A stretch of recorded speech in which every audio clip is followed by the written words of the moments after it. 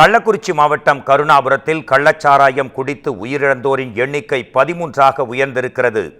தமிழ்நாட்டில் போதைப் பொருட்கள் விற்பனை அதிகரித்து வருவதாக எதிர்க்கட்சியினர் குற்றம் சாட்டி வருகின்றனர். ஊருக்கு ஊர் டாஸ்மாக் கடைகள் திறந்திருந்தாலும் போதைக்காக மலிவான பொருட்களை நாடிச் சென்று பொதுமக்கள் உயிரிழக்கின்றனர். கள்ளச்சாராயம் குடித்து உயிரிழக்கும் சம்பவங்கள் தமிழ்நாட்டில் ஆண்டுதோறும் அதிகரித்து கொண்டே வருகிறது. கடந்த ஆண்டு மே மாதத்தில் விழுப்புரம் மற்றும் செங்கல்பட்டு மாவட்டங்களில் கள்ளச்சாராயம் குடித்து 22 பேர் உயிரிழந்தனர். இந்த நிலையில் கள்ளக்குறிச்சியில் டாஸ்மாகில் விற்பனை செய்யப்படும் மதுபானங்களின் விலை அதிகம் என்பதால் கருணாகரம் பகுதியை ஒட்டிய பகுதிகளில் வசிப்பவர்கள் கள்ளச்சாராயத்தை நாடி வந்திருக்கின்றனர்.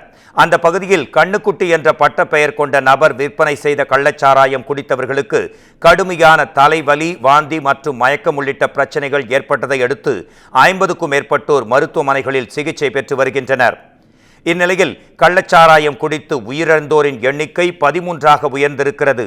கள்ளச்சாராயம் குடித்து இனி எந்த உயிரும் போகக்கூடாது என உறவினர்கள் கண்ணீர் மல்க கூறுகின்றனர். இதையடுத்து கள்ளச்சாராய உயிரிழப்புகள் தொடர்பாக கருணாபுரம் பகுதியில் கள்ளச்சாராயம் விற்பனை செய்து வந்த கண்ணுக்குட்டி என்பவரை போலீசார் கைது செய்தனர்.